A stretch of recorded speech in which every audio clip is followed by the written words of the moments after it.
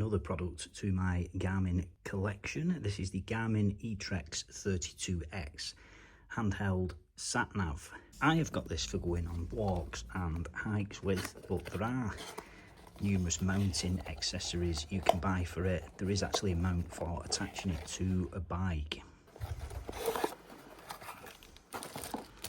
Okay, so we get a lead, and as you can see, it's the old style of USB connector. That's a little disappointing, but we get some instructions, and then here is the unit itself. So take a quick look around it. We have a menu button, some scrolling buttons, we have a light, and we have a back button, and you actually control it and control its features using this little joystick here.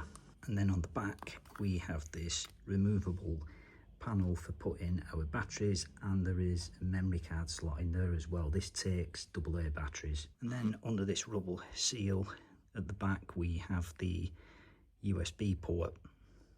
Up on the front there we have a 2.2 inch screen. This thing is IP7 water resistant, and Garmin are saying you will get up to 25 hours with the battery. So first thing I need to do is get myself some batteries, and then I'll power it up and do a little test with it, and then come back and tell you what I think.